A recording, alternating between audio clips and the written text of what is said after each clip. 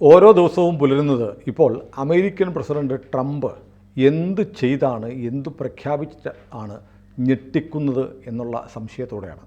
എല്ലാ ദിവസവും സാധാരണ ഒരു ഭരണാധികാരിയിൽ നിന്ന് പ്രതീക്ഷിക്കാത്ത തരത്തിലുള്ള ഡയറിംഗ് ആയിട്ടുള്ള പ്രഖ്യാപനങ്ങൾ, ധീരമായ പ്രഖ്യാപനങ്ങൾ. എനിക്ക് തോന്നുന്നത് ആദ്യമോ എല്ലാം കൂടെ കൂട്ടത്തോടെ ഇത്തരം അരുചികരമായ, ചില ആളുകൾക്കെങ്കിലും വേദന ഉണ്ടാക്കുന്ന പ്രഖ്യാപനങ്ങളെല്ലാം കൂടെ ഒരുമിച്ച് നടത്തുന്ന ഒരു സൈക്കോളജിക്കൽ മൂവായിരിക്കും. എല്ലാ വിവാദം കൂടെ ഒന്നിച്ച് വന്നോളല്ലോ. അത് കഴിയുമ്പോൾ പിന്നെ സമാധാനമായിട്ട് ഭരിക്കാമെന്നായിരിക്കും. ഏതായാലും ലോകത്തുള്ള പല സംഘടനകൾക്കും, വേൾഡ് ഹെൽത്ത് ഓർഗനൈസേഷൻ അടക്കമുള്ള സംഘടനയെ സഹായിക്കില്ല എന്ന് പറഞ്ഞു. ഇനി എൻ്റെ കാശ് കൊണ്ട് നീയൊന്നും യുദ്ധം കളിക്കണ്ട, നീയൊന്നും നന്നാവണ്ട, അരിമേടിച്ച് കഴിക്കണ്ട എന്നും ട്രംപ് പറഞ്ഞിരിക്കുന്നു പല രാജ്യങ്ങളോടും. ഇനി ട്രംപ് ആരെയെങ്കിലും സഹായിക്കുമോ? ഇല്ല. അത് വിദേശ സഹായങ്ങളൊക്കെ നിർത്തിയിട്ടൊരു ഉത്തരവ് വിദേശകാര്യ സെക്രട്ടറി മാർക്കോ റൂബിയോ ഇറക്കിയിട്ടുണ്ട്. മുമ്പ് ട്രംപ് ഇങ്ങനെ സഹായം നിർത്തുന്ന കാര്യങ്ങൾ പറഞ്ഞിരുന്നു പൊതുവെ. പക്ഷേ അതിന് കുറച്ചുകൂടി വ്യക്തത വരുത്തുന്ന ഉത്തരവാണ് ഇറങ്ങിയിരിക്കുന്നത്.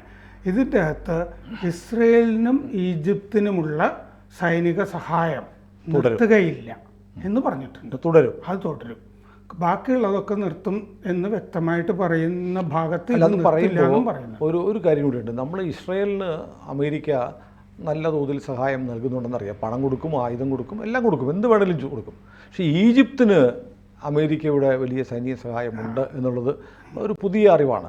അതെന്താണെന്ന് വെച്ചാൽ അത് അവർക്ക് കൊടുത്തേ പറ്റൂ. എന്താണെന്ന് വെച്ചാൽ 1979 ഇസ്രയേലുമായിട്ട് ഈജിപ്തിന് സമാധാന ഉടമ്പടിയിൽ ഒപ്പിടിയിക്കുന്നത് അമേരിക്കയാണ്. അന്ന് കൊടുത്തിട്ടുള്ള ഒരു ഗ്യാരണ്ടിയാണ് ഞങ്ങൾ നിങ്ങളെ സഹായിച്ചോളാം എന്നുള്ളത്. അപ്പോൾ അതൊരു മര്യാദയാണ്. 1979 ഉടമ്പടിയുടെ ഒരു തുടർച്ചയായി. അതിനുശേഷം ഈജിപ്ത് നല്ല മര്യാദക്കാരുമാണ്. അതെ അതെ. അല്ല, അതിനു മുമ്പ് അവർ സൂയസ് കനാല് പ്രശ്നം ഒരുപാട് ഇസ്രയേലിനെ ആക്രമിക്കുന്നുണ്ടായിരുന്നു. വലിയ ശല്യമായിരുന്നു, ചൊറിഞ്ഞുകൊണ്ടിരിക്കുവായിരുന്നു.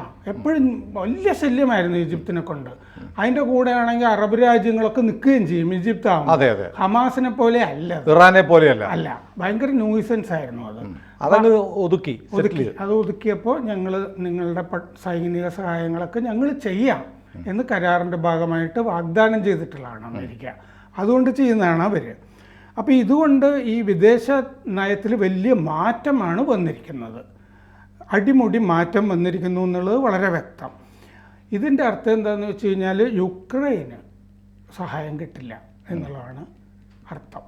അപ്പോൾ യുക്രൈന് വലിയ ബൈഡൻ്റെ കാലത്ത് ഒരുപാട് ആയുധങ്ങൾ ബില്യൺ അമേരിക്ക കൊടുക്കുന്നു, നാറ്റോ വേറെ കൊടുക്കുന്നു, അതെ, അങ്ങനെ കൊടുക്കുന്നുണ്ടായിരുന്നു. അപ്പോൾ അത് കിട്ടില്ല എന്ന് മാത്രമല്ല, ഹമാസിനെതിരെ കൂടുതൽ ആയുധങ്ങൾ വേണമെന്നുണ്ടെങ്കിൽ ഇസ്രയേലിൻ്റെ ആവശ്യങ്ങൾക്കുള്ള ആയുധങ്ങൾ കൂടുതൽ കൊടുക്കുകയും ചെയ്യും. ബിറ്റ്വീൻ ദ ലൈൻസ് സാറിപ്പോൾ പറഞ്ഞപ്പോൾ ഞാനിങ്ങനെ ഇതിനിടയ്ക്ക് ആലോചിക്കായിരുന്നു. അത് വരികൾക്കിടയിൽ വായിക്കുമ്പോൾ ഈജിപ്തിനും ഇസ്രയേലിനും ഒഴികെ മറ്റ് രാജ്യങ്ങൾക്കൊന്നും സഹായം ചെയ്യില്ല എന്ന് പറയുന്നു. അല്ലെങ്കിൽ സഹായം ചെയ്യാൻ പോകുന്നത് ഈജിപ്തിനും ഇസ്രയേലിനും മാത്രമാണെന്ന് പറയുന്നു. ഇറ്റ് മീൻസ് നാറ്റോയ്ക്ക് ഇനി ഒന്നും കൊടുക്കില്ല എന്നല്ലേ? അതെ, അവർക്ക് കൊടുക്കില്ല. നാറ്റോയുടെ കഥ കഴിഞ്ഞു. അതെ, കഴിഞ്ഞു. ഇന്ന് മാത്രമല്ല, ഈ പറഞ്ഞ പോലെ നമ്മൾ ഈ തുർക്കിയുടെ കാര്യമൊക്കെ ചർച്ച ചെയ്യാറുണ്ട്. തുർക്കിയൊക്കെ നാറ്റോയിൽ നിന്ന് ഞങ്ങൾക്ക് അന്യായിൽ താല്പര്യമില്ല, ഞങ്ങൾ ഒരു സഹായിക്കുന്ന പോലെ നിങ്ങളൊന്നും സഹായിക്കുന്നില്ല. വേറൊന്നുണ്ട് കേട്ടോ. പ്രധാനമായിട്ടും ഇപ്പോൾ ഒരുപാട് സ്ഥലങ്ങളിൽ അമേരിക്ക പട്ടാളം താവളം പിടിച്ചിട്ടുണ്ടല്ലോ. സൗദി പോലുള്ള സ്ഥലങ്ങൾ, ഖത്തറിലൊക്കെ ഇവിടെ നിന്നൊക്കെ പിന്മാറും എന്നുകൂടി നമുക്ക് കരുതാം. കാരണം ഇതൊക്കെ ഭാരിച്ച ചെലവാണ്, ആവശ്യമില്ലാത്ത ചെലവാണ്. എന്നിട്ട് അമേരിക്ക ഇവരുടെയൊക്കെ ഈ തീവ്രവാദികളുടെയൊക്കെ രോഷം, ഹൂത്തികൾ ഇങ്ങനെ അമേരിക്കൻ താവളങ്ങളും മിഡിൽ ഈസ്റ്റിൽ അമേരിക്കക്കുള്ള താല്പര്യങ്ങൾ വെച്ച് നോക്കുമ്പോൾ അവിടെ നിന്ന് സേനാ പിന്മാറ്റം ഉണ്ടാകുമോ? മിഡിൽ ഈസ്റ്റിലെ താല്പര്യങ്ങൾ കൊണ്ട് എത്രമാത്രം ഇപ്പോൾ ചില സ്ഥലങ്ങളിൽ അവർക്ക് നിൽക്കണമായിരിക്കും. ഉദാഹരണത്തിന് ഈ ഖത്തറിലെ താവളമൊക്കെ ചെയ്യാമായിരിക്കും. പക്ഷെ അവർക്ക് പല സ്ഥലങ്ങളിൽ നിന്നും പിന്മാറണമെന്ന് വലിയ ആഗ്രഹമുണ്ട്. ഈ ഖത്തറിലും സൗദിയിലും നിൽക്കുമ്പോൾ അമേരിക്കക്ക് സാധാരണ മറ്റിപ്പോൾ അഫ്ഗാനിസ്ഥാനിലാണെങ്കിൽ അമേരിക്കയ്ക്ക് കാഷ്വാലിറ്റീസ് ഉണ്ടായിരുന്നു, ഉണ്ടായിരുന്നു. അവരുടെ ഭടന്മാരും കൊല്ലപ്പെടുന്നുണ്ടായിരുന്നു. സൗദിയിലും ഖത്തറിലും ആ പ്രശ്നമില്ല. ഇറാഖിലുണ്ട്. ഇറാഖിലുണ്ട്. ഞാൻ പറഞ്ഞ സൗദിയിലും ഖത്തറിലുമുള്ള അമേരിക്കൻ ഭടന്മാർക്ക് ജീവാപായമോ പരിക്കോ ഒന്നും സംഭവിക്കുന്നില്ല. കഴിഞ്ഞ കൊല്ലം ഫെബ്രുവരിയിൽ 1-2 അറ്റാക്ക് അമേരിക്കൻ സേനയ്ക്കെതിരെ ഉണ്ടായി. ഹൂത്തികളുടെ ആക്രമണമൊക്കെ ഹൂത്തികളുടേതല്ലാതെ ഈ ഇറാഖിലെ വിമത സേനയുടെ ഒക്കെ ഉണ്ടായിരുന്നു. പക്ഷെ ആ സേനയെ ഇവർ വ്യോമാക്രമണം കൊണ്ട് അപ്പോൾ ഒതുക്കുകയും ചെയ്തു അമേരിക്ക. അല്ല, കമ്പാരിറ്റീവ്ലി അവർ സേഫാണ്, പക്ഷെ ചെലവാണ്. ചിലവ് ചിലപ്പോൾ വേറെ കാര്യമുണ്ട്. ഇപ്പോൾ സൗദിയിൽ അമേരിക്കൻ സേന ഉള്ളത് കൊണ്ട് ആണ് ഇവർ ഹൂത്തികൾ നടത്തിയ മക്കയിലേക്കും കാബയിലേക്കൊക്കെ നടത്തിയ ആക്രമണങ്ങളെ പ്രതിരോധിച്ചത് അമേരിക്കയാണ്. ഖത്തറിലും ഇത് സംഭവിച്ചിട്ടുണ്ട്. ഖത്തറിനെ സംരക്ഷിക്കുക എന്നുള്ള ഉത്തരവാദിത്തം അമേരിക്ക എടുക്കുന്നുണ്ട്. അപ്പോൾ അതിൻ്റെ ചെലവും കൊടുക്കുന്നത് ആ രാജ്യങ്ങളായിക്കൂടെ? അല്ല, ഇപ്പോൾ ഫോണിൽ കഴിഞ്ഞ ദിവസം സൗദിയിലെ സൽമാൻ രാജകുമാരനുമായിട്ട് ട്രംപ് സംസാരിച്ച വാർത്ത വന്നിട്ടുണ്ടല്ലോ. ട്രംപ് പറഞ്ഞു, കഴിഞ്ഞ തവണ ഞാൻ വന്നപ്പോൾ മറ്റേ $500 ബില്യൺ തരാമെന്ന് പറഞ്ഞിരുന്നല്ലോ, അതുപോലെ ഇത്തവണ ഞങ്ങൾക്ക് കൂടുതൽ തരണം. ഉടനെ എടുത്ത വായിക്ക് 600 ബില്യൺ ഞാൻ അവിടെ നിക്ഷേപിക്കാം എന്ന് പറഞ്ഞു. ഉടനെ ട്രംപ് പറഞ്ഞിട്ടുണ്ട്, പിന്നെ ഇത്രയും ട്രില്യൺ, 1 ട്രില്യണോ 3 ട്രില്യണോ അത് ഓർമ്മയില്ല എനിക്ക്, അത്രയും നിക്ഷേപിക്കണം, അങ്ങനെയാണെങ്കിൽ നമ്മൾ തമ്മിൽ സഹകരണം ഉണ്ടാകും എന്ന് പറഞ്ഞിട്ടുണ്ട്. അപ്പോൾ അതൊരു കച്ചവടമായിട്ട് എടുക്കുന്നുണ്ട് ട്രംപ്. അതെ, കച്ചവടം ആയിക്കോട്ടെ. അത് ട്രംപ് വളരെ മുമ്പേ പറഞ്ഞിട്ടുണ്ട്, നമ്മൾ നിങ്ങളെ സംരക്ഷിക്കണം, നിങ്ങളുടെ ജീവൻ സംരക്ഷിക്കാൻ വേണ്ടിയിട്ട്, അല്ലെങ്കിൽ നിങ്ങളുടെ കാലശേഷം നിങ്ങളുടെ ബന്ധുക്കളുടെ സുരക്ഷിതത്വം ഉറപ്പാക്കാൻ വേണ്ടി നിങ്ങൾ പോളിസി എടുക്കുന്നു. അപ്പോൾ നിങ്ങൾക്ക് കവറേജ് കിട്ടുന്നു. പക്ഷെ നിങ്ങൾ മാസം തോറും പോളിസി അടയ്ക്കണം. പിന്നെ നമ്മൾ പല രാജ്യങ്ങളെയും സംരക്ഷിച്ചുകൊണ്ടിരിക്കുക, അവർ പോളിസിയുടെ തുക പോലും അടയ്ക്കുന്നില്ല. ചിലവ് കാശങ്ങളിൽ ഞങ്ങൾക്ക് തരണം. ട്രില്യൺ ഇത്രയും കിട്ടിയാൽ നമുക്ക് പണപ്പെരുപ്പം കുറയും എന്ന് ട്രംപ് പറഞ്ഞിട്ടുണ്ട് സൗദിയിൽ നിന്ന്. അപ്പോൾ നിങ്ങളെയൊക്കെ പ്രൊട്ടക്ട് ചെയ്തിട്ടുണ്ടെങ്കിൽ അതിന് ചക്ര തരണം. മുമ്പ് ഞങ്ങൾ നിങ്ങളെ ആക്രമിക്കാതിരിക്കാൻ വേണ്ടി നിങ്ങൾ കപ്പം തരണമെന്ന് ഓരോ രാജ്യം തോറ്റുപോകും എന്ന് വിചാരിക്കുന്ന രാജ്യങ്ങൾ കൊടുക്കുമല്ലോ. ഇവിടെ ഇപ്പോൾ കൊച്ചി രാജ്യമാണെങ്കിൽ ടിപ്പുവിന് കൊടുത്തിട്ടുണ്ട് ഇത്ര ആനയും ഇത്ര രൂപയും എന്ന് പറഞ്ഞിട്ട്. ആ കാലത്ത് തന്നെ ഒരു വർഷം 3 ലക്ഷം രൂപ, 101 ആന എന്നൊക്കെ പറഞ്ഞാണ് പിരിച്ചുകൊണ്ട് പോകുന്നത്. ഈ പരിപാടിയാണ് ഇപ്പോൾ ട്രംപ് ചെയ്യാൻ പോകുന്നത്. അപ്പോൾ ഇങ്ങനത്തെ രാജ്യങ്ങളിൽ കച്ചവടം ഉറപ്പിക്കാമായിരിക്കും. പ്രത്യേകിച്ച് ഗുണമൊന്നുമില്ലാത്ത സ്ഥലത്ത് നിന്നൊക്കെ വന്ന് ഇങ്ങനെ കാശ് വാങ്ങിച്ചിട്ട് അമേരിക്കൻ സേന സംരക്ഷണം കൊടുക്കുകയാണെങ്കിൽ ഒരു സ്വകാര്യ സെക്യൂരിറ്റി ഫോഴ്സ് പോലെയായിട്ട് US ആർമി മാറും. അവർക്ക് വലിയ സേനകളൊന്നുമില്ലല്ലോ ആ പ്രദേശത്തുള്ളവർക്ക്. അവർ സമാധാനത്തിൽ ജീവിക്കുകയും അവർ തന്നെ ഈ ടെററിസ്റ്റുകളെ മതാടിസ്ഥാനത്തിൽ കൈകാര്യം ചെയ്തു കഴിഞ്ഞാൽ ഈ പ്രശ്നം വരില്ലായിരുന്നു. പക്ഷേ അങ്ങനെ നടക്കുന്നുണ്ട്. ട്രംപിന് പിൻവാങ്ങണം എന്ന് ആഗ്രഹമുണ്ടെന്ന് പല റിപ്പോർട്ടുകളിലും കാണാം. ട്രംപിന് യുദ്ധം ചെയ്യാൻ വേണ്ടി $1 പോലും മുടക്കുമെന്ന് കരുതുന്നില്ല. അത് ചെയ്യില്ല. യുദ്ധം ഒരു വിനാശകരമായ ലാഭമുള്ള കച്ചവടമല്ല. പക്ഷെ അപ്പോഴൊരു പ്രശ്നമുണ്ട്. അമേരിക്കയിലെ ആയുധ ലോബിയും ഫാർമ ലോബിയും അമേരിക്കൻ ഭരണകൂടത്തിൽ വലിയ സമ്മർദ്ദം ചെലുത്തുന്നവരാണ്.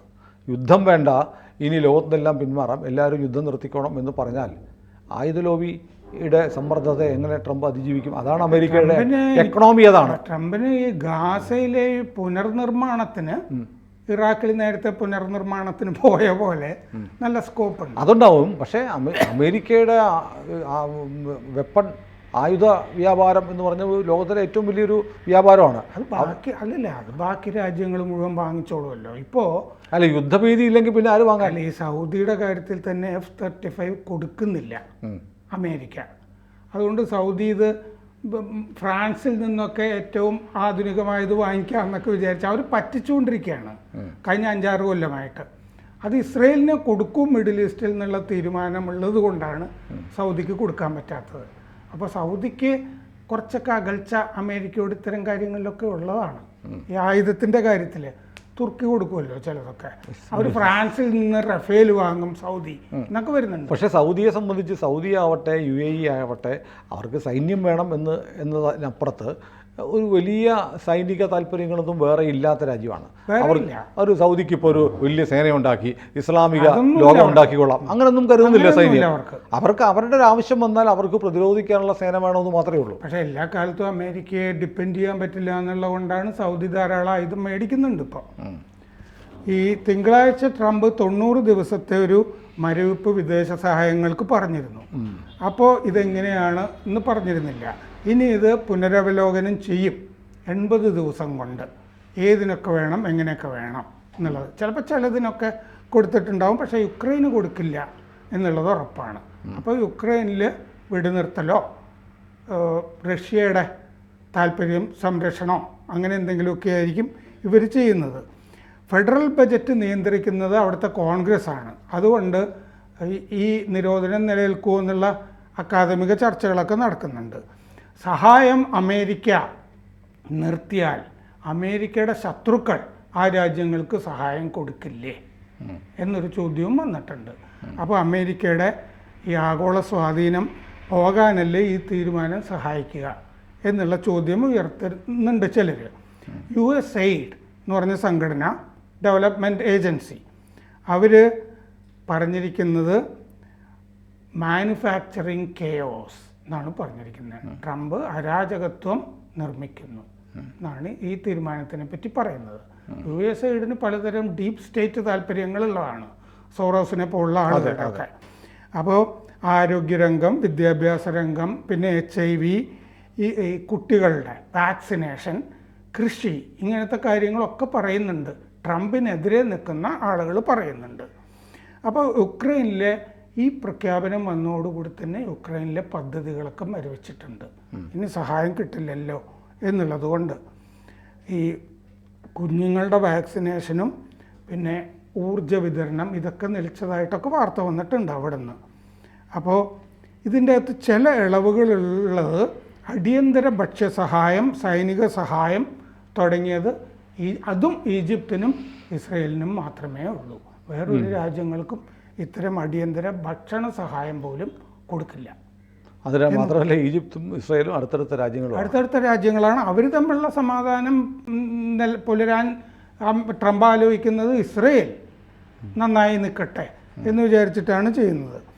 ഇസ്രയേലിന് 3.3 ബില്യൺ കഴിഞ്ഞ കൊല്ലം ഒറ്റ കൊല്ലം കൊണ്ട് ഡോളർ കൊടുത്തിരുന്നു. ഈജിപ്തിന് 1.3 ബില്യൺ. പക്ഷേ താരതമ്യേന കുറവാണ് ഇസ്രയേലിനെ വെച്ച് നോക്കുമ്പോൾ.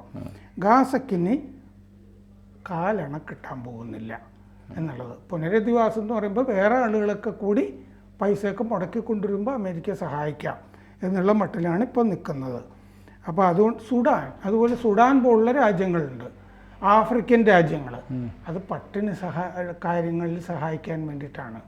അതിലും ഇത് മരവിപ്പിച്ചിട്ടുണ്ട്. അപ്പോൾ 2025 Ukraine, Georgia, Estonia, Latvia, Lithuania, Taiwan, ഇത്രയും രാജ്യങ്ങൾ, ഏഷ്യ, ലാറ്റിൻ അമേരിക്ക, ആഫ്രിക്ക, പിന്നെ ലെബനനും ഒരു സഹായവും അമേരിക്കയിൽ നിന്നും പ്രതീക്ഷിക്കേണ്ടതില്ല എന്നുള്ളതാണ്. ലെബനൻ, സിറിയ തുടങ്ങിയ രാജ്യങ്ങൾക്കൊന്നും കിട്ടില്ല.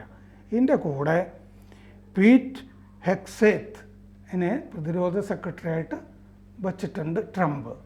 അങ്ങേർക്കെതിരെ മറ്റേ ഫോക്സ് ന്യൂസിൻ്റെ അവതാരകനായിരുന്നു. ഇതിൽ വലിയ പരിചയമൊന്നുള്ള ആളല്ല ഈ പ്രതിരോധ രംഗത്ത്. അങ്ങേർക്കെതിരെ നേരത്തെ ഒരു സ്ത്രീ കേസ് കൊടുത്തിരുന്നതാണ്, സെക്ഷൽ അസാൾട്ട്. ഇയാൾ നഷ്ടപരിഹാരം കൊടുത്ത് അവസാനിപ്പിച്ചതൊക്കെയാണ്. അങ്ങനത്തെ ഒരാളെയാണ് എടുത്തു വച്ചിരിക്കുന്നത് എന്ന് പറഞ്ഞിട്ട് ആരോപണങ്ങൾ ഉണ്ടാകുന്നുണ്ട് എന്ന് മാത്രമല്ല, റിപ്പബ്ലിക്കൻസ് സെനറ്റിൽ 3 പേര് ഇതിനെതിരെ വോട്ട് ചെയ്തിട്ട് ഈ JD വാൻസ്, പണ്ട് ഇവിടെ AC ജോസിൻ്റെ വോട്ട് ഉണ്ടായിരുന്നില്ലേ, കാസ്റ്റിംഗ് വോട്ട്, അതുപോലെ JD വാൻസിൻ്റെ ഒരു ടൈ വന്നു, 50-50. JD വാൻസിൻ്റെ വോട്ടിലാണ് ഈ പ്രതിരോധ സെക്രട്ടറി രക്ഷപ്പെടുന്നത്.